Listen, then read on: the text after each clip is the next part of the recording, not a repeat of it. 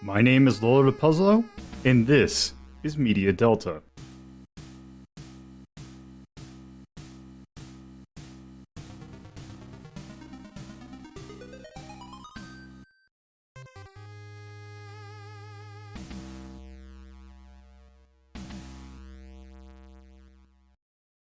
All right, so we have an interesting thing to look at. It's actually especially coming off of the hot off the heels of MacGruber.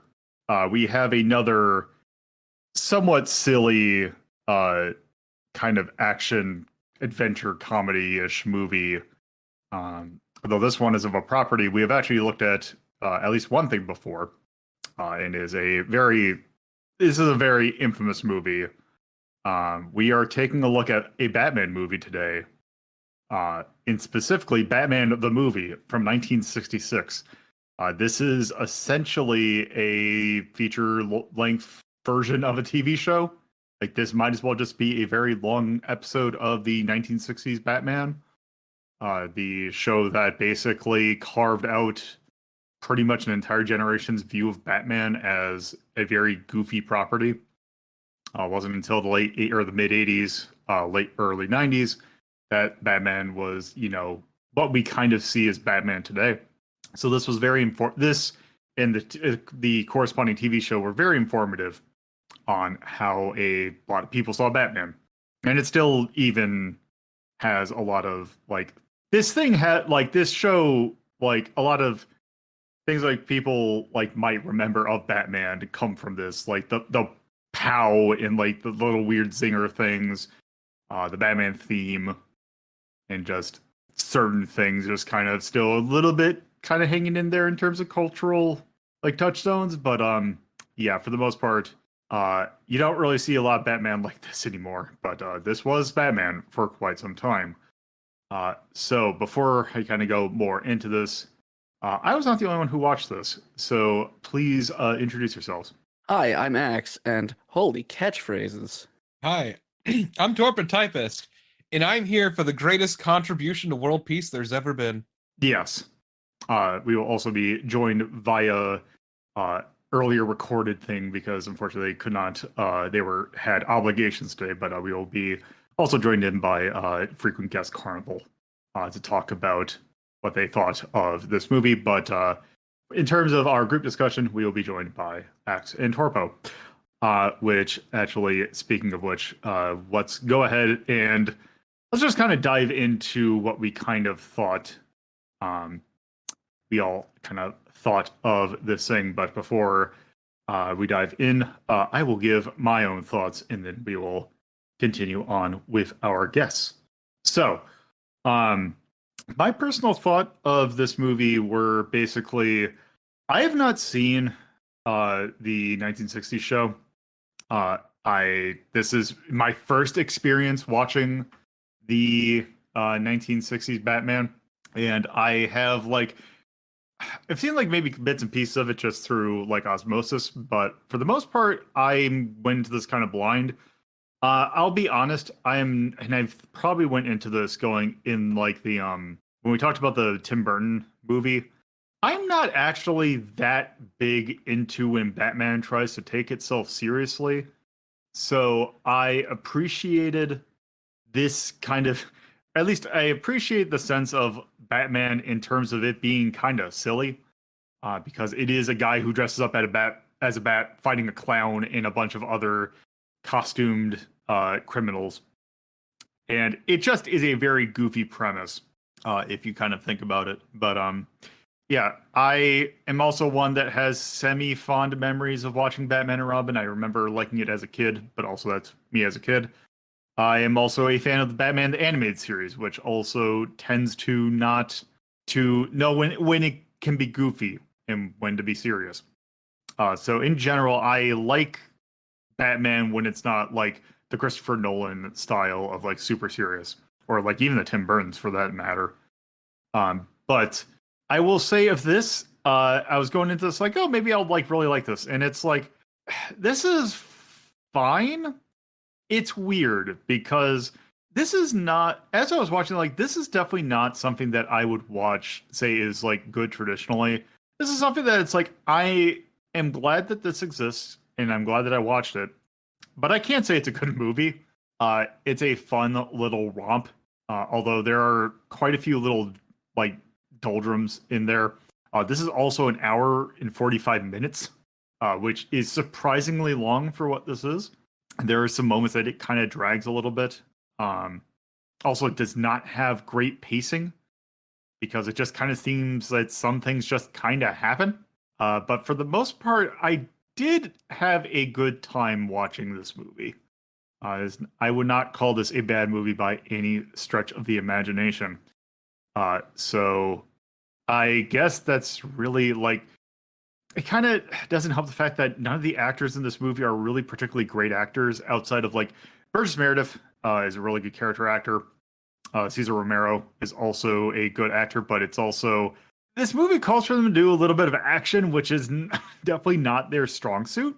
When they're just being their characters, it's kind of fun, but for the most part, it's anytime that this is not the kind of Batman you'd want for like fights or anything or like thrilling moments. It's just like, it's all for it's the goofy nature of it that's more fun to watch for this one, which is a little weird if you're familiar with like modern Batman. And there's nothing really else I can think about. It is actually interesting seeing like Adam West as Batman, like just knowing that from like parodies and all that, and also Burt Ward, seeing them like in this, like say like actually seeing them in like in where they should be, I think is pretty neat. And I'm glad I watched it, but I would not. This is a case where if I were to give my ranking, this is a special one of the. This is one of those movies that's of the special variety. I honestly, I was initially thinking 69, but kind of, I'm more thinking about this. The more that I think about it, it's not particularly cursed. So I'm actually personally thinking 420 for this one. It is like the only other thing we have in there is Wizards, which is again a movie that it's like I'm glad it existed and it's not particularly well made, but I find it fascinating, which is something I would agree with this movie. Although it's not nearly as weird as Wizards, it's still definitely weird, and especially in thinking that this is a Batman movie. So I heard that is my personal take on this.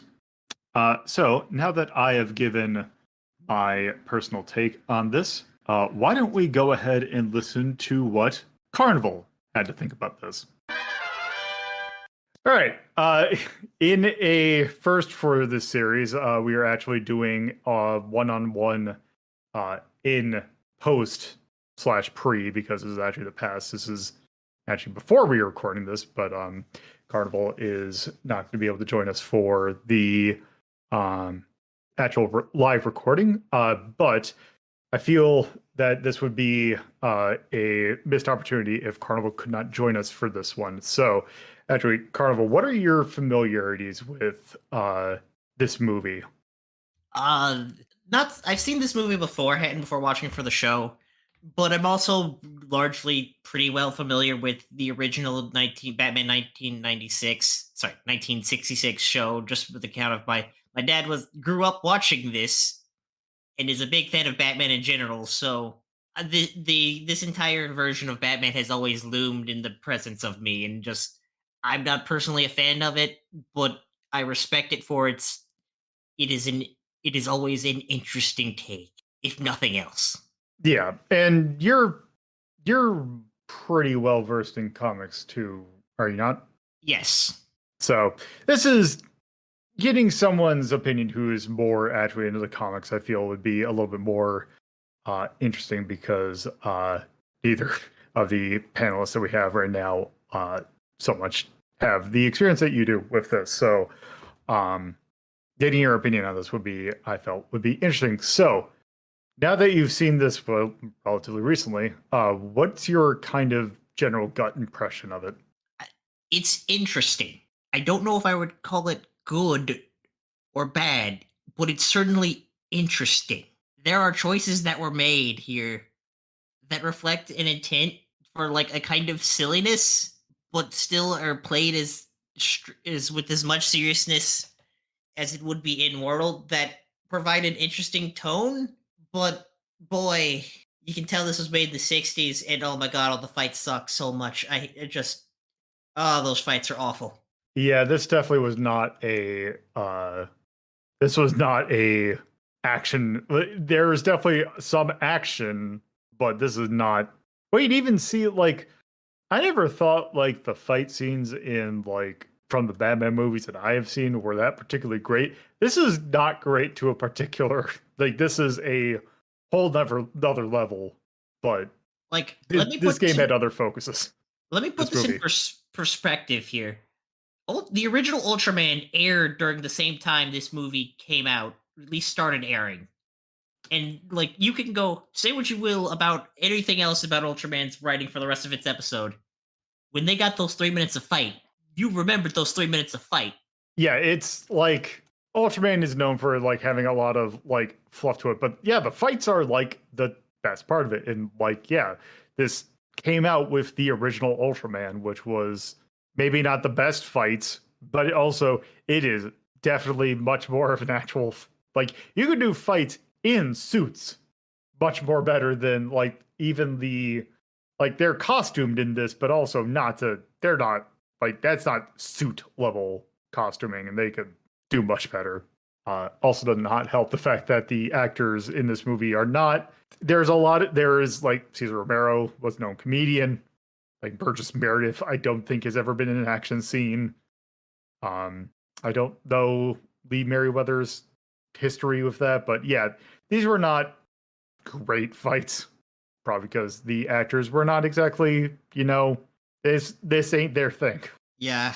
It's definitely been I guess to say it's more it's like it's interesting in that one, there are a couple of memes that just have reverberated since in the oh god, it is almost what, now been 80 years since this film released now? Well, Sorry, 60 years.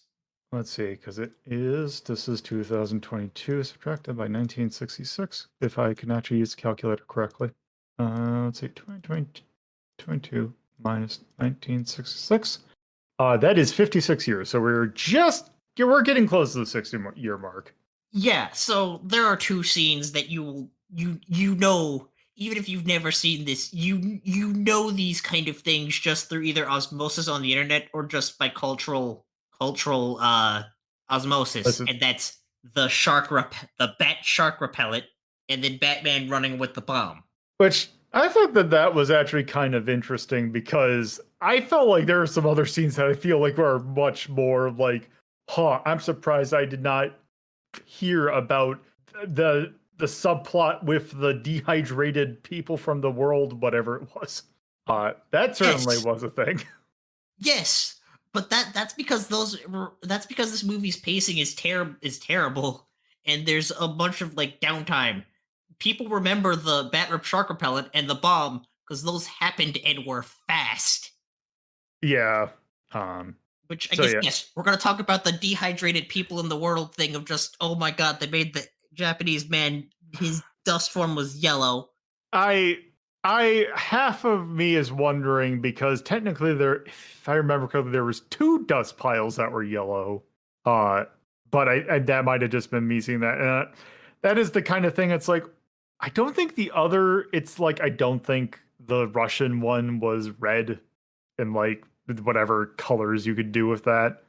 I think that was just either very subtle shittiness or if it was just a complete unfortunate happenstance.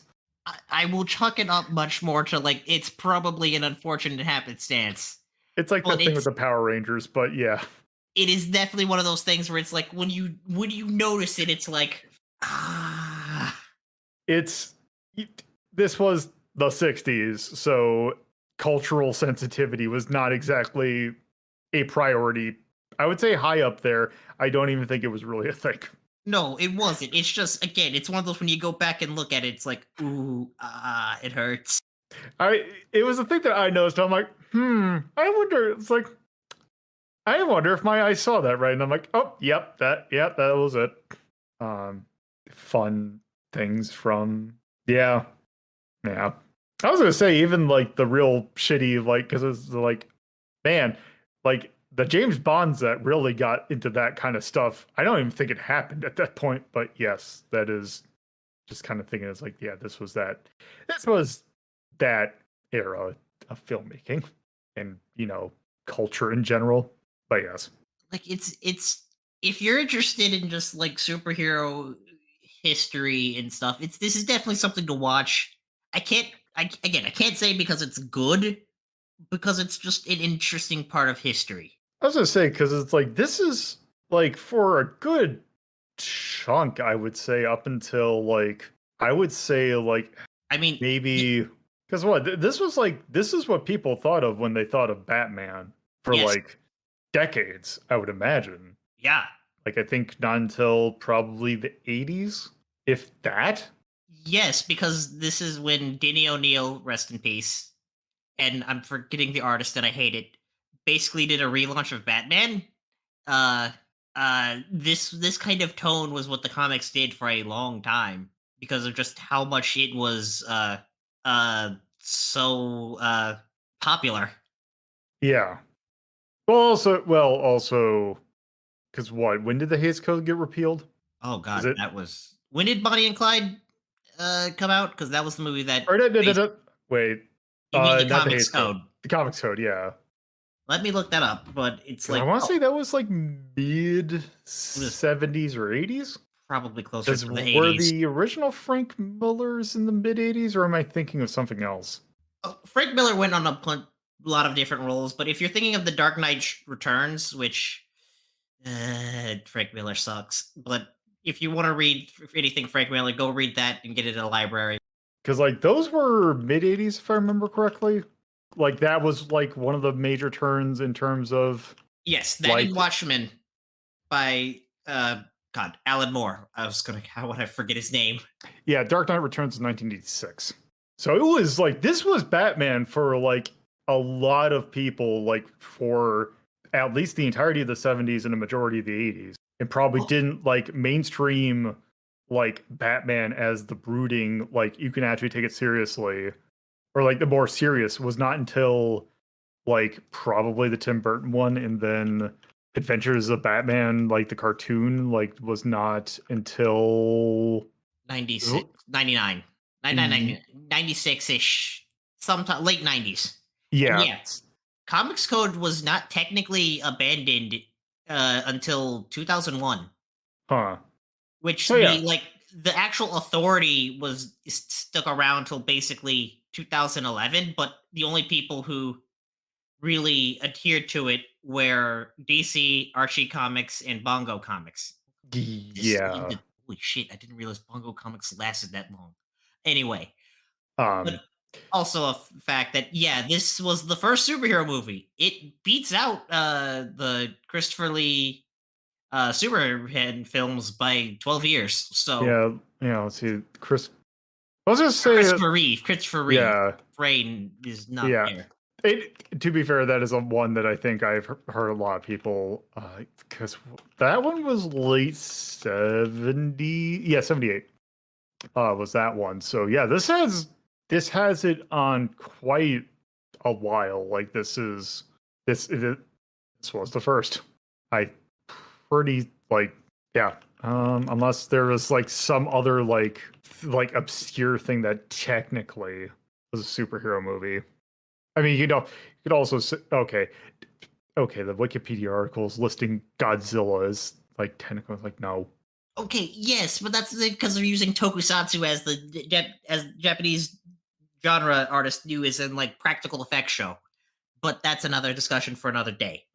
Yeah, and then like yeah, this is just going into also I think this is going into regardless, there's no other like major thing that I can see that this is pretty much the first, Yes. which is weird to think about because it is not a tone that this is basically just a continuation of the show. Yeah, this is because yeah, this was made in the middle of because the original show ran from 1996 to 1968. Sorry, 1966 to 1968.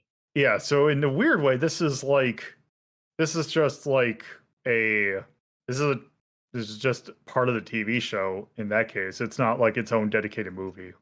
Although, granted, the whole those were so episodic that it didn't matter.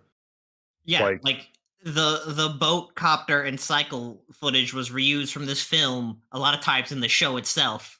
yeah, this is basically just a long episode of the show. But it is weird to think about that this is technically the first superhero movie, at least outside, like the first, I would say the mainstream one, unless there's just something that, because I don't think there was like a Green Hornet something or other. There But- is a Green Hornet show that was made after this, in which they had a crossover episode in which they required God, Bruce Lee to job to Robin.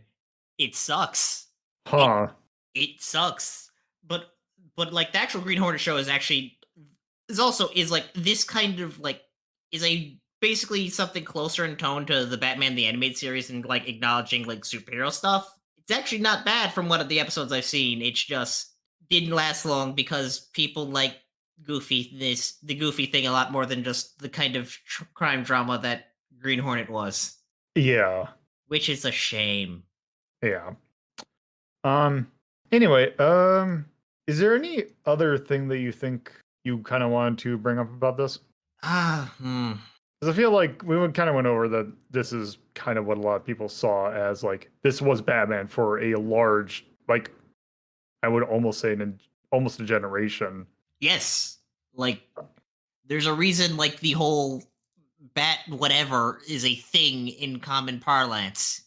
Also, like the theme was also The Batman theme that isn't if you when you think of Batman, if it's not the animated series theme song, it's from this show. yeah.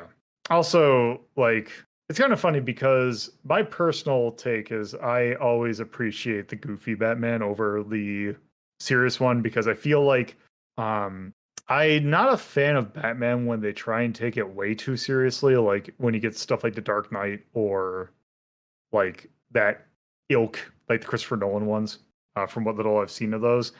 I might be one of the very small handful of people that actually likes Batman and Robin, but this one's a bit much. Like this is very concentrated, goofy Batman. See, the weird thing is I like this movie much more than I like Batman and Robin. Granted, I also was like, because what, that was like 96. I was like 8 when that movie came out, and I actually saw it in theaters. I'm like, this was like not that bad. And then like watching it maybe a few years later. But it's not like, I don't think it was a terrible movie. It's goofy fun, but also that's gonna bite me in the ass when I inevitably watch it again and like, wow, this is garbage. But like yeah. oh, that is my last thing is like if you like this kind of goofy tone and but it's like this is too much for you, just watch Batman Brave and the Bold. That much more manages to keep this kind of goofiness in a way that's a bit more manageable for people. Because Yeah. Batman Brave and the Bold is one of the two best Batman shows, and that is the animated series and Brave and the Bold. Yeah, because it's actually like, especially in hindsight, like me not only doing like, because when we watched the first, like I didn't really care for the first, like the 1989 like Tim Burton one.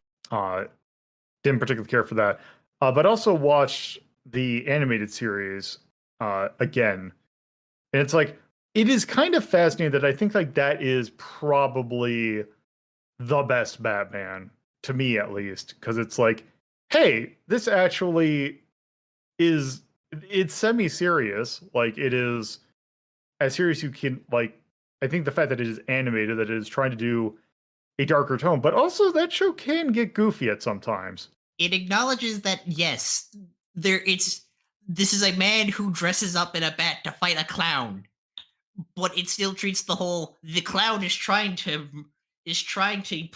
do chemical warfare on people. Yeah. Like yes, there's inherent silliness to it, but at the same time, the silliness has got an actual threat, Yeah. which is the best way to run comic books in general, but especially with some of the ones that inherent concepts are just more out there. Is that yes, you have to acknowledge that the things that the villains are doing are monstrous, but this is a man wearing a clown makeup. Yes. Yeah. I guess with that, actually, that is probably a good point to let's actually uh, let's actually put a number to this if we're talking about actually talking about Batman various adaptations. Um, so if you were to give it this a number, where would you get? And normally I would just not poke at this, but since we're recording this, I might actually poke a little bit. So there was only one place where this could go. It was one of the three special ranks immediately. Now, 69 is out of the gate because just there is not a sound foundation here. The pacing is all over the place, and there are just large chunks of the movie where that are just nothing happens, that are just boring and waste time. So there's no sound foundation here. Now the coin flip comes between, is it just impossible to rank, or is it so bad it's fascinating? Yeah. And Is so for this? me, Yeah. yeah, is this like an utterly bizarre and trip, or is it just? But for me, I have to think of like ultimately, it's 666. This is fascinating, but it's not truly bizarre enough to be like a 420. Yeah, because like right now, the only 420 we have is Wizards. Which Which that one I can appreciate for like from a at least to compare to like my own take with it. Wizards is fascinating from a this is what you decided to make with your budget and just this is what the vision that Ralph actually had for that movie. and It is also not just good, but it's also glad it exists. yes, it is not good. I glad it exists just for both the technical work and just this is just interesting to witness in motion, and that last ending bit, which we still will not spoil on Mike. Yes. Um, but 666, I feel like right now we have Adventures of Sonic the Hedgehog and Pac-Man. I don't think this movie necessarily because those two have an element of it being cursed, or if those shows being cursed, especially Adventures of Sonic the Hedgehog. This one's not so much cursed, it's just kind of it is There are choices made that you just are only left with that was a choice. Like again, the very ending of everyone's languages being mixed up and they just leave. it's like the thing is I don't think that he actually had anything to do with this movie, but Lorenzo Semple Jr.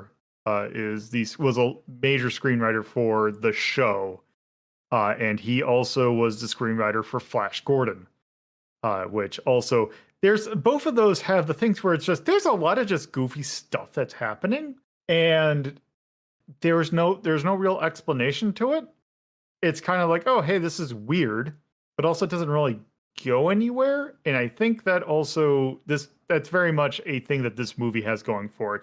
Also, it's a different time period altogether. Like this is, as we mentioned, this is almost 60 years old. So it's like the time is just completely different. Yeah, it just is completely different stylings, different sensibilities, and like that's why I feel like while it doesn't have the same curse quotient as some of the as its compatriot 666 numbers, there are it's just entire feel that is like this is an experience you should see for a just It's it's actually kind of funny because I was listening to because there were when we were watching this, there was a mention brought up about the thing where I forgot it was Bruce Wayne, like they were out for dinner with the Catwoman.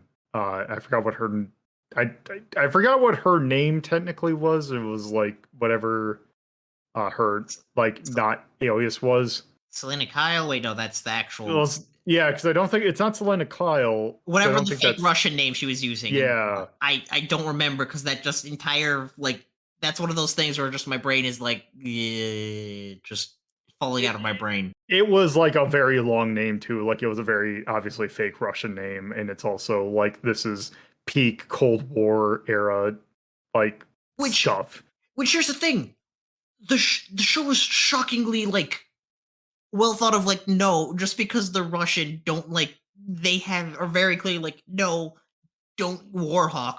Yeah. The only weird thing was like the alcohol bit and like the Yes, weird classism that kind of came up, but yeah. also again going back to hey, this was the 60s, which also reminds me of the point that I was trying to make um before I subtract myself. Um it was a comment they were making. I was like, why is he just drinking milk? Like, why is he just have a nice big glass of milk? Like, people just drank milk? Because that's just not something that really, that's not the norm anymore. I was also listening to another podcast where they were talking about Star Trek, the original, and someone else who, by the way, were much older than us, was like, why is he just drinking milk? He's like, no, I don't remember adults just drinking milk. And I'm I like, mean, that might be broadcast standards, but like, uh, this was a film, so that's not there even. it's just the kind of thing where it's like, oh, right, that's just the times. Because also, I want to say that if I remember correctly, there was like an ad thing, like it was probably some standard thing, but it's just kind of the thing that it's like, it's a weird note that just like, it's not meant to be like a statement or anything. It's just the times are different. Well, I mean, the oh my god, these people who they're drinking and blah blah, that sucks. That was awful. Yeah, that was, yeah, that was again going back to the comment that sensitivity was not exactly a priority at all. You're putting it much nicer than I would, so Yes. I'll leave it at that. But yes, it is putting it 666. I feel is like it's definitely a valid spot. Because it's just like this is a movie that I feel like watching it. I don't think you watch this nowadays to like act as like this is a movie that you know. Like I don't think anyone going into this is going to like think of this like, oh, I'm going to watch a movie from like a Batman movie. I'm going to watch Batman the movie, like this movie, knowing that it's like thinking of it as a Batman movie. You think of it as like, oh, this is that show that's weird. Yeah. So I think that is a perfectly valid spot to put it at. Absolutely. So, with that, thank you for joining us for this. Do you want to actually plug anything? Just your local bail or mutual aid fund. All right. Well, with that is Carnival's take on this. Let's go back to the present. Okay. So now that we have listened to what Carnival had to say, let's go ahead and see what Torpo had to say. Hello. So what would you say your familiarity with Batman is? Or what is your relationship to Batman? So it's obviously the movie win over here. Otherwise, I've seen the Dark Knight films. I've seen the 90s films. I've seen Batman the Animated Series and Brave and the Bold. So I've seen a lot of Batman-related content. To put it kindly, my relationship with Batman is complicated. Obviously, from seeing all that shit. I will stand by my favorite renditions of Batman are Brave and the Bold and Animated Series. But those also have a lot more room to breathe. Yeah, those very much weren't going off of their own, like those were kind of their own thing. Brave and the Bold was a love letter to the Silver Age, and even as borrows heavily from this too as an inspiration. But yeah, I can. Yeah. So have you seen any? You said you hadn't never seen the Adam West stuff. Okay, so you're going into this kind of fresh. So I guess with that, what were your thoughts on Batman the movie? I had a lot of fun, honestly. It's not my favorite rendition of Batman. Excuse me. But it was really fun. Was it good? No. But also you're not coming into this for the writing. But yeah, from start to finish, I really had an enjoyable time as like this goofy little romp with this really let's say like really schlocky Batman. It helps that Adam West, I'm going to be real, cannot act. But yeah, it was neat, to put it as simply as possible. Okay. Is there anything you want to specifically call out with this? So going into that, it knew exactly what it wanted to be, which was this goofy little romp. It wasn't trying to be serious, and I think that really worked in its favor. From like the bomb scene, which everyone knows, but I still think is actually really good and really funny, specifically because it goes on as long as it does. To Batman just kind of being an asshole, because Batman was a huge dick in this film. Like, not in the usual way of being an edgelord, but like, almost as a way of getting out of any and all responsibility half the time. Yeah, it was kind of interesting seeing that. Like as I referenced with my intro at the very end, when they had to reassemble everyone from the pile of dust they'd been made into and kind of fucked it up a little bit, so they were all speaking different languages despite being from unrelated countries. And Batman's reaction was, what we done may have been the closest to world peace we will ever come. Will bring us the most towards world peace we ever have. And then they just leave while everyone's arguing. Yeah, that was certainly a way to resolve that. Yeah, they just fucking leave the building while everyone's freaking out over what happened, and it's beautiful. That said, as much fun as Batman and Robin were, which they were, Robin's actor could actually act, and damn did he do some good fucking facial acting. Yeah, he acted the shit out of his role He acted sometimes. he stole that shit. Unfortunately, I can't really say the same of the villains, not because any of them were particularly bad actors per se. It's having 5 big villains in the room at the same time prevented any of them from particularly shining, especially when you have Catwoman constantly yelling like she's a cat in heat, which was Yes. awful. Yeah, this one, like, apparently 1960s Batman had multiple different actors for Catwoman. Like, I know This Eartha- woman was only ever Catwoman in this. Yeah, so it's not Eartha Kitt, who I think is probably the more notable one. Lee 100%. Merriweather, and I don't think she went on to anything major after this. Not as far as I know. I think she was in a number of other things. Like, this wasn't like the end of her career. It's But just nothing as big as this. yeah. Wait. Actually, no. Well, okay. In terms of gaming thing, she is a notable role. I just got to check to make sure that was it in the entire thing or was it just in one? So she ended up, weirdly enough, the more notable thing, at least for I'm guessing the demographic that's watching this. She was later the voice of Big Mama in Metal Gear Solid 4. Oh my god. Oh my god. You're Which- right. Fuck. That's That's a weird pull. yeah. That But sounds also- like a Kojima thing. Yeah, like she was in a couple episodes of Murder She Wrote. Like she, if you're expecting actor or actress who did not particularly do, she was also in Mission Impossible, which the director of this movie also like directed that. So she did well for herself, it seems like, but it's like nothing. She did not like get the same thing as like Adam West did. She wasn't a big name. Yeah. Which is a shame that Adam West is the one who came out on top, because he cannot act. Well, I mean, Cesar Romero and Burgess Meredith definitely have gotten. Well, they were also names before this, or like right around the same time. Yeah. Which Cesar Romero not refusing to shave. Like, Cesar Romero refusing to shave and just painting over the mustache was so good. Yeah. Yeah, for reference, the actor playing the Joker in this, rather than shave his mustache, had them put the makeup over the mustache, which if you know it's there, you will never stop noticing. It is also notable, I think, like the only like I think Burgess Meredith is the only actor in this movie that did not have, if you go into IMDb, I believe he is the only actor in this that does not have this movie as like they're known for. Yeah, that's it. Burgess Meredith is did a great job without a doubt. Because there were really only 2 villains that stood out. One of which was because she was constantly yowling like a cat in heat, and it was profoundly distracting.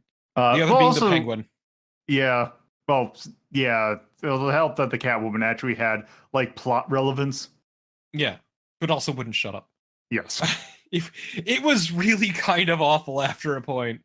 But yeah, no, the Penguin basically dominated the entire like villain side of things, whereas like the Riddler and Joker were just kind of there, and it was honestly a shame. But no, it was in general I thought it was really fun. I did appreciate the rampant use of B-roll. That was good. How many times did that Polaris missile fire? I think 3. Yeah. Like, wasn't one of them like done in like reverse or something? Yes, it was. It was very good. It was. My favorite being the look on Robin's face Yeah, when the first one fired off was incredible. Yeah. Wait, it was a film that knew it was schlocky and embraced it, like with the entire shark scene. Yes, which happens sooner than I thought it did. It's pretty early, actually. Yeah. Yeah. Did you have anything else you want to talk about? Not particularly. I will say this: the plot seemed like an excuse to just get in a bunch of bits. Yeah, that's kind of what I was thinking as well. It was a bunch of set pieces strung together very loosely by the plot, which isn't bad. It worked. And it became a running joke of like Batman having a solution to everything, even though it was incredibly specific. Yeah, Like the anti-penguin gas pill. The anti-penguin gas pill, the bat shark repellent. Mm-hmm. Everything being labeled. It was great. Yeah, it's a film that knew what it was, rolled with it, and did a good job of it. And it was, I had a lot more fun than I expected myself to. Yeah. So that's all. All right. What ranking are you thinking with this? That's a good question. Honestly, I would probably say like a 7 or an 8, maybe. I'd be willing to go higher though. You're thinking 7 or 8? Yeah.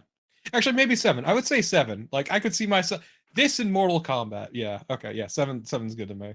All right. Well, then in that case, Good luck and Godspeed. Yep. Now that we have talked to Torpo, let's go ahead and get Ax's opinion on this. Hello. Hello. Hi. So, what is your experience with Batman? Funnily enough, I have 2 framed comics of Batman Beyond and Batman Beyond down here, as well as a signed sketch. The funny thing is I don't even like Batman. My parents got these things for me, but I'm familiar with it. The original comics, the animated series, the Batman, a number of the films, the Burton films, the Schumacher films, the Nolan films. I kind of know Batman. I'm not a super fan because like I said, I don't like the character for a number of reasons, but we'll get into that maybe some other time. But yeah, I'm familiar with it, including also, obviously the Adam West version. Okay, so you had seen the 1960s Batman? I had not seen the movie, but I had seen the TV series. Okay. So I guess with that, what were your thoughts on the movie? Well, it's very much like the series, for better and for worse. It's an interesting take on the character, especially nowadays, considering we're likely more acclimated to the gritty Batman, the grimdark Batman, the Nolan trilogy, and obviously Joker, and the newest one, The Batman or whatever, Batman versus Superman. Like none of them were really had much heart to them. It was very much just about the grittiness and the grimness. Frank Miller sans a lot of the bigotry, basically. Whereas we come back to the 66 version of Batman, which is the campy version of Batman. This is the goofy version. This is silly. This is playful. It's played with a straight face, but it's on its head incredibly stupid in every aspect. And in some ways, like for some other thing, like if you do something that's stupid, it's one of those things that you've got to do it right, because otherwise it's going to be aggravating looking at the Scary Movie franchise. But with this one, they just had fun. You could tell everybody was just here to have fun. They weren't here to be serious. They weren't here to really tell it. I want to say they weren't really here to tell a tale, but that's kind of a lie, because there were quite often some very interesting It was the messages. 1960s. What was the one that we were all agog over? What was it? Was I think there was 2 of them. There was the one where it was the people, like it was the people in the bar of like, these people are like wasting their lives with drink or something like that, and Robin's like, I'll never touch alcohol, like in a very weirdly specific and out of nowhere little Like it's the Doom. It's in the Doom, like the Doom comic, like environmental thing of just breaking into it in the middle. Like it is technically tangential to what's going on, but Right. also it is not. And then there was the other one was when he's like, don't forget that drunks are also humans too. And oh my god, just whatever axe it had to grind with alcoholics or just people who enjoy alcohol. I don't know. I'd love to hear the story behind that, but it was fascinating because there's just this thing about four villains coming together to do some stuff, and then just in the middle of it, there's these little like, just this sermonizing about drinking, and I was surprised by it because I never pictured Batman as sort of like that kind of sermonizing. Normally it was mostly stuff about, just not committing crimes and shit like that. And here it's just, yeah, fucking drunk people. Am I right? Adam West and Burt Ward are very good at what they do. West completely sells his character, despite him being an absolute bag of doofiness. And in fact, some of the silliest scenes involve West. In fact, including the big one with the bomb, and it's just made funnier by the fact that West plays it straight. He doesn't lean into being goofy. He plays it as if this is an everyday occurrence. And I think that really makes the comedy of this work. It doesn't become cloying at all. It's just the right level of camp, and they keep that level throughout the film. Now some things don't really work. The plot sucks. It's incredibly stupid and meandering. And I think it's not until like the halfway mark that we ever even figure out what the villains are trying to do. And even then, it doesn't really make much sense. And it doesn't make sense to have all four of them because like each one of them has their own set of skills. And I don't think anybody's skills were ever put, like Riddler's is all about doing the riddles. And they had like, the riddles they put up didn't make any fucking sense. So, like, even him using his skill didn't work out because it made no sense. But then they have this amazing, and I don't mean this as a pejorative because I have it, but it's an incredibly autistic way of approaching these riddles because they ask a very bizarre question and then they take plot C to plot Q back to D. And then like, oh, that's the answer. And that's kind of how I think of things. But even then I was like, wow, this is way above my levels because I don't know how you could ever possibly come to that. It's like, normally I'm like, my way of thinking is kind of being like on Wikipedia and you start on one thing and then maybe like 5 minutes later you're on something completely different. But there was a trail from that point to that point that you went through. But this was just, These I think they just pulled it out of their ass. Like they could not really properly think of a riddle and an answer to the riddle. So they just kind of threw some stuff together and then just had the characters go, "Oh, yeah, absolutely, that's what it is." But Penguin, I didn't really see much of what Penguin's skill set was used in that. And then there's Joker. I think Joker's one and only Joker thing was that little platform that springs up and throws the one dude. But that was it. Like there was nothing from all four of them, really. There was a submarine and then some rockets, but like each one of them had these different, trademarks and skill sets and things that, differentiate them from one another. But in this movie, they were all basically the same person, just, different outfits or gender. And just the plot was really thin and barely even there.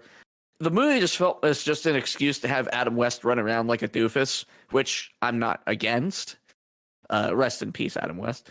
And Burt Ward was also very, very good as Robin. But it was funny too because his performance is a little more stilted. Like it felt like he was trying. Like you could tell he was trying. Whereas with West, it was a lot more natural for him. And the villains weren't that very good as characters either. I commented quite a few times that Riddler acted a lot like the Joker, with the mad cackling and the sort of manic energy, and that was hard to differentiate the two of them just from that aspect. Cesar Romero is Cesar Romero. I cannot fault him for anything because he does a good Joker. He's a fantastic was a fantastic actor. Rest in peace.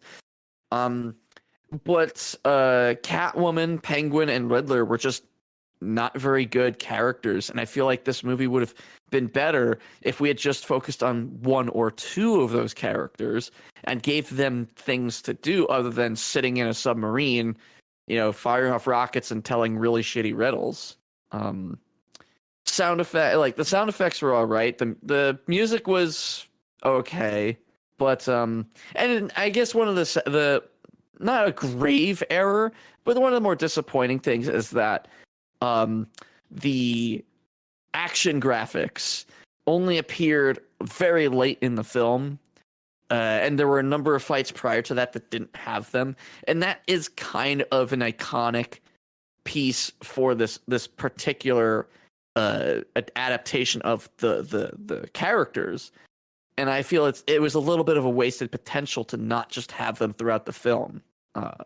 As far as the action scenes and stuff go, without those graphics, and I believe you mentioned it, I know I mentioned a bit of it, but you also mentioned the noticeability of it. Without the action graphics, you could see them whiffing each punch. So instead of getting it close enough to look real and then sell it, they were just flinging their hands in front of them, and you could see it. So that kind of made it a little more. It took a bit away from the overall product, in my opinion. Yeah, it's because there's like two major fights in this movie. There's one that takes place in a hotel room, and there's another that's like at the very end. And only one of them has like the traditional like onomatopoeia that appears on screen that the show is known for. And it really is noticeable in the hotel one where it doesn't have it. Yeah, where that is like where the whiffs really kind of show up. Yeah, it was disappointing, and I need a counter on how long I was able to talk without taking a break. Because I think that's like the longest I've ever just gone in one run. But yeah, just that one. It's weird how that one little piece can be so important like that, because it was very clearly there to overdo on the whiffing, so you couldn't see that. All you saw was the punch throw, the sound effect, and then the graphic. Yeah, they're there, but it's also not quite there either. It's not the full screen. Though, granted, if I remember correctly, the show had a lot of like very jarring flashing, which thankfully this did not have. Yes, and visually, this was wonderful to watch. It's colors everywhere. There's just bright colors, and even like Joker's outfit is just a joy to look at. It's just unlike the really grayscale soaked Batmans of the current age. This was something that just reveled in brightness and bouncy and the camp. Like it's all just comes together to create this really bubbly kind of product that, looking at it now, flies completely in the face of this just menacing and grim and depressing, version of it. And I kind of wish we could find like a happy medium between the two, where you can get like the bright colors and a bit of the camp and some of the seriousness and some of the grimness, and sort of put them into something that's a lot more pleasant to look at. Yeah. Like, I think we were mentioning it like when there is a press conference in the early bits of the movie where you see Batman and Robin standing there, and Robin looks very it's very jarring seeing Robin there with a bunch of people that are just dressed normally. Mm-hmm.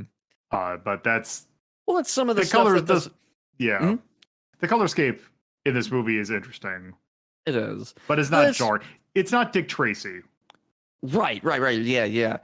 But I mean, that also kind of brings up another thing that's jarring about this is how the characters are treated with their roles. Because Batman and Robin are doing the press conference, but press conferences like that are normally done by the chief of police or, the mayor or things like that. So it was very weird that they chose that kind of format for this, especially because, Batman as a character, as far as I understood the character, operated at night. And here we have Batman and Robin literally in the middle of people saying, "Hi, we're Batman and Robin," and flying a really shitty helicopter, around, and everybody sees them. Like, they're very visible versus the other adaptations where Batman is more of a shadow. He's there and then he's gone, and he was never there. Kind of. Yeah. I am done.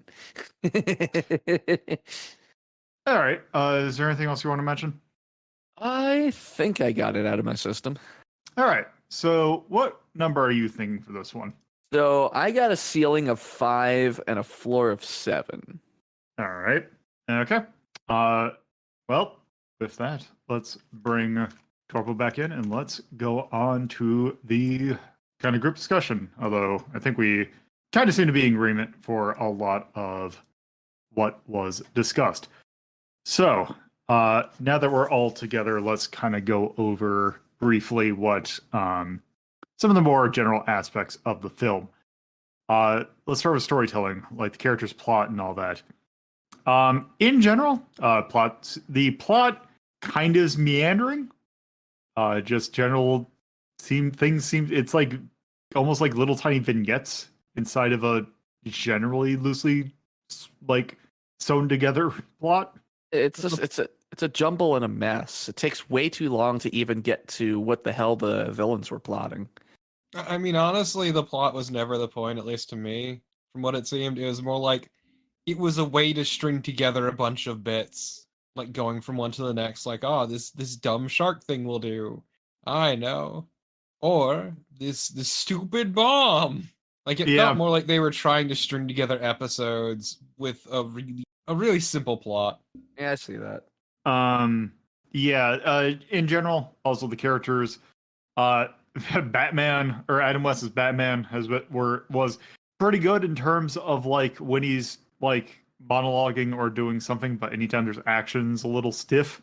Burt Ward is good at faces, or as Robin. Generally, Catwoman kinda it's all right. Horny, just overly horny. Burgess Meredith as the Penguin, I feel, is like the standout one. Definitely the strongest. Yeah. Cesar Romero as a Joker was also pretty good, although didn't really serve a whole lot of plot other than him just being there. And then the Riddler was there, it shot off those missiles a lot. Yeah, honestly, the most part he had was also the most that the Joker had, which was the weird riddle joke missiles that, oh man, Batman and Robin big brained their way through. Yeah. I think the riddles were probably my least favorite thing about the film because it was every time they came up with the solution, it was utter bullshit. Yes. See, that's what I liked about it, is it was complete nonsense. That's why it was funny. Like, it was just completely batty. I see what you did there. Yeah. Well, yeah, like I said in my bit, I just felt the villains didn't do anything. Like, we got Riddler's riddles, the Catwoman. What did she threw a cat at somebody once, and then Joker did nothing, and Penguin shot off missiles. Like, what does any of this have to do with the actual character? So that's not dissimilar from what my complaint was that there were too many villains, so none of them really got a time to shine outside of the Penguin, who basically did everything. Right, yeah. I agree with that too, because I said this would have been better if it focused on one or two of the villains instead of all four of them. There could have been a lot more interesting character development and maybe a better plot as well. I personally wasn't expecting a whole lot from character development and whatnot. It was a dumb, goofy movie. It was. Yeah. I guess like that's kind of good for basically the plot is that's kind of one of the weaker bits of the movie. The aesthetic was is kind of one of the more interesting things. Character designs all pretty good. Set designs are a little not as They're there. interesting because like the thing is like Batman, like modern Batman has had such really like when they can put their money into it are really good in terms of like set design. Seeing this as like this just looks like a set from a 60s TV show is not necessarily bad. It's just weird of a Batman thing. Like the Batcave in particular in this one just looks like it's like that one room in the Willy Wonka that had the Everlasting Gobstoppers, which is like that weird room that has just a bunch of shit in it. It's not weird, it's just there's a lot of stuff in it. It's a bunch of devices with weird labels, yeah. The labels were my favorite part. The labels are great. That is like one of my favorite things about Batman, the 1960s, is just labels on everything. The soundtrack's was pretty good. It is good 1960s like incidental music. Yeah, it was all right. And yeah, other than that, that part was pretty good. We kind of went over the performances as well. I can't really think of much else. Also, the weird thing is like, for in terms of like going over to like the competency of the film, this movie is like an hour and 45. Like, I don't think this needs to be an hour 45. Yeah, it did feel pretty long, didn't it? Yeah. As I said, it feels like a bunch of episodes loosely strung together. Yeah, but usually when you do that, it's like an hour and a half at most. This is even more than that. It didn't, I don't think it dragged on. It just didn't seem like it was going anywhere, is more the thing. I mean, the last bit of plot, I would argue, is like the most contrived and was really the only reason it took so long. Actually, the thing you remind me of, like stitching it together, it's like, because sometimes you even get more coherency of like, actually kind of thinking about that Digimon the movie. It's also another case of where that was literally 3 episodes, if I remember correctly, or it was 3 stories strung together. Though granted, that was like each little mini bit, like you had the first bit and then the second bit and then the third bit. This seems like it kind of tried to sew them in together a little bit, and it just didn't. Like, I guess if they were like condensed, maybe that would help. But I guess. Yeah. possibly. But yeah, I guess. Did anyone else have anything they wanted to bring up? Nope. Nope. All right. Well then, I don't really have any particular trivia for this. So let's actually go ahead and rank this thing. So we are going to rank this using our normal 1 to 21 ranking scale, with 1 being absolute mastercraft. Can't really get much better, to 21 being absolute garbage that is not even that great or not even that entertaining, ironically, to watch. So I'm in a little bit of a pickle here in terms of averaging. Weirdly enough, you two actually had a pretty similar ranking. Okay. You two had Ax, you had between 5 and 7. Yep. And Turbo, you just flat out had 7. I had 420, and Carnival had 666. No, I completely forgot about the special ones. Yeah. Let's see. So I guess since you did you want to entertain potentially one of those? Or we could also kind of like talk about the numbers that way, because this is, if that is 7, that's American Gladiators, Area 88 OVA, Cyber City 080 808, Fantasy Kaleidoscope, Kamen Rider Black, Mortal Kombat, Nick Arcade, The Hunt for Red October, and Ease. That could be a spot, although What are you thinking? well, it's weird because it's like, okay, do we go talk about the numbers, or do we want to talk about whether or not do we want to invalidate one of the special ones? Because now that I put the specials on the table, does anyone want to either counterpoint or potentially rethink that does this belong in one of the specials? Because there was the phrase that I believe both of you used, or I know Torpo specifically you used, which was, I don't think it's a good movie, but I enjoyed it. Yeah. I will say this, I don't think it's 666. I don't think it's bad. Which is what I was thinking 420.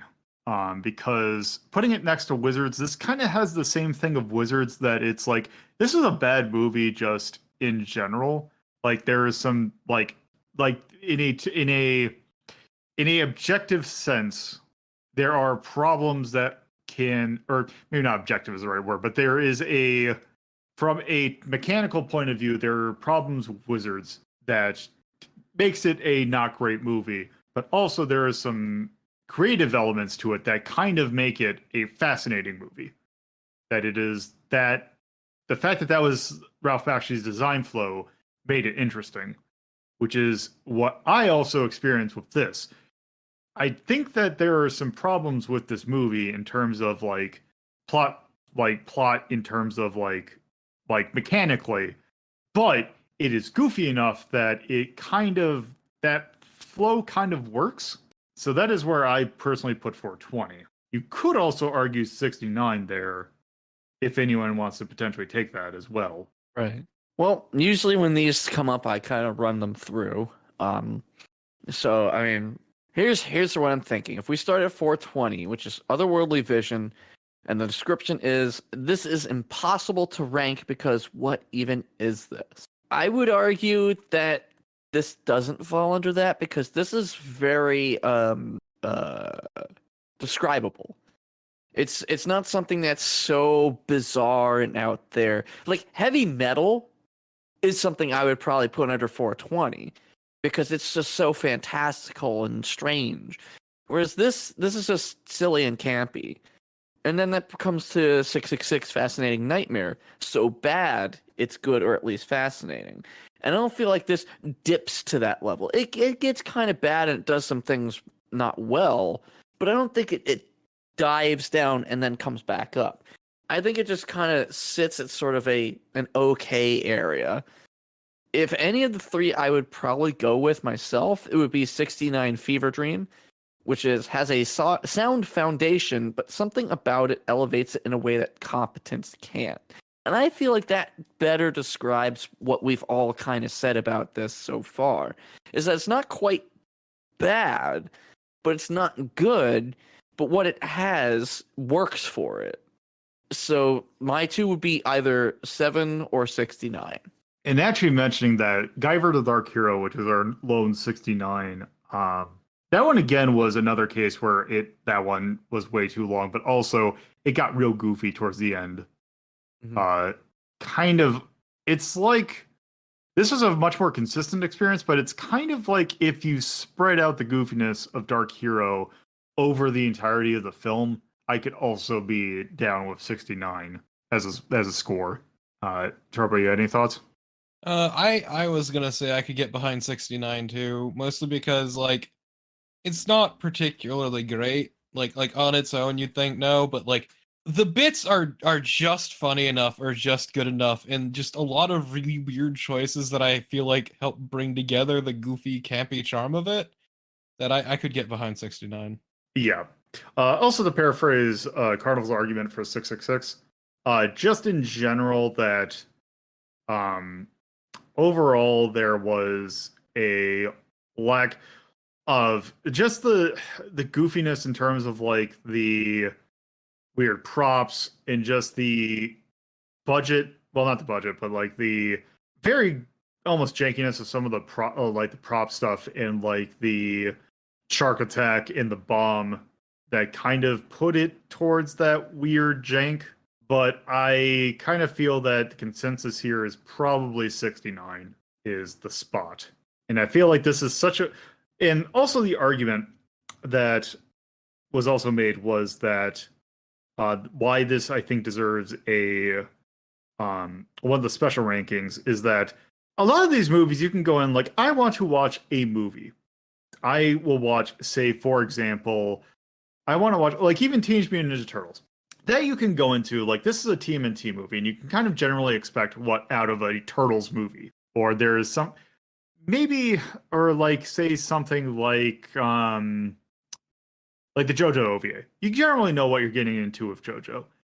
Batman has such a weird sense of in terms of tone that I feel like one, finding this movie, and two, just the notoriety of this movie, it would be hard pressed, I feel, that if you say, I want to watch a Batman movie, that you go to this. Because it is, I believe, relatively harder to find. You are more likely to find, say, one of the Burton or the Schumacher or the Nolan films, or even like one of the newer ones. I don't think that this is the one that you would probably go, I want to watch a Batman movie. This is probably not going to show up. So in general, you're probably going to go into this knowing what the 1960s Batman is about.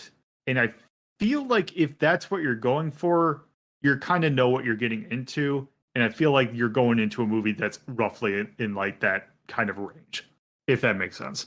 Yeah, no, I see that. So in that case, I think general, and also since there's a consensus here, I think that this gets a 69. Fine by me. Slowly fill in those numbers. Yep. And there's like this is I don't know if content wise there's anything in particular. We'll get to the charms later on, but let's say, is there anything I want to call it in music, cinematography, or music, charm, cinematography, storytelling, action, art? Camp and charm for sure. Yeah. Like, I want to say that if I remember correctly, the term camp was coined by one of the screenwriters for, I believe it was Lorenzo Semple Jr. who came up, or who coined the term camp, unless I'm misremembering that deeply. But I believe it did come from, or it was heavily used in, I might actually be very wrong on that, but yeah, I'm looking it up, and there's a lot of different.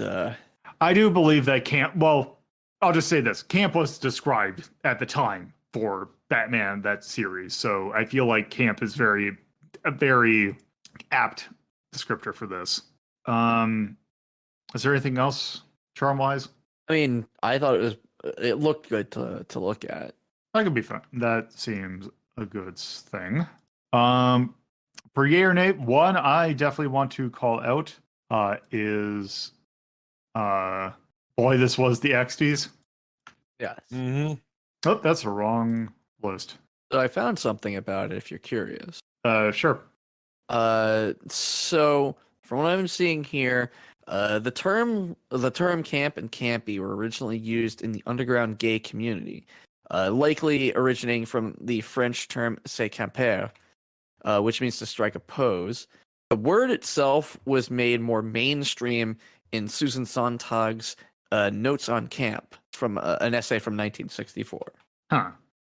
Okay. So I probably got that wrong then.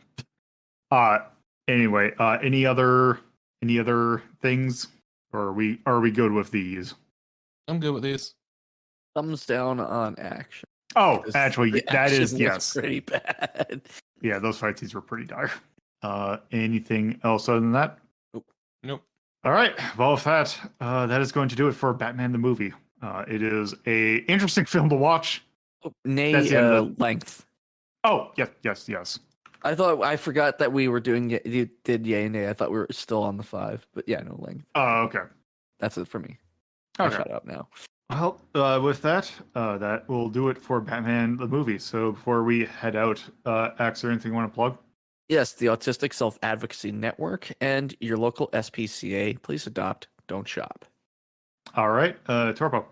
Twitch.tv/torpidtypist, and I would like to plug up this really fucked up shark. All right. Well, next up, so December, I decided to do something a little fun for December, because it is starting to get the holiday, getting towards the holidays, and since a lot of the thing about holidays is, Christmas and the anticipation of opening like advent calendars and all that, and a lot of the thing with December is opening up weird things and trying to, or not, and knowing what you're going to get. We're going to do that for the month of December. We have 3 movies that we're going to do for December. So no one knows what the movies that we're going to be watching for this one. They're not going to find out until it comes time. So what's happening next time? You'll have to listen and find out. So with that, Thank you all for listening, and I hope you have a good whatever time it is when you're listening. Bye. Bye. If you would like to see the list in which we have ranked every single thing we've done for Media Delta, you can go to r3.ldp.life in your browser. If you would like to watch the sister show that determines what could show up on Media Delta, that's Retro Rank Rhapsody, you can watch it live on Twitch at twitch.tv/lolotopuzzler or on YouTube at youtube.ldp.life. If you would like to discuss this episode with others, please join our Discord server by going to discord.ldp.life in your browser, which should give you a link. Thank you again for listening.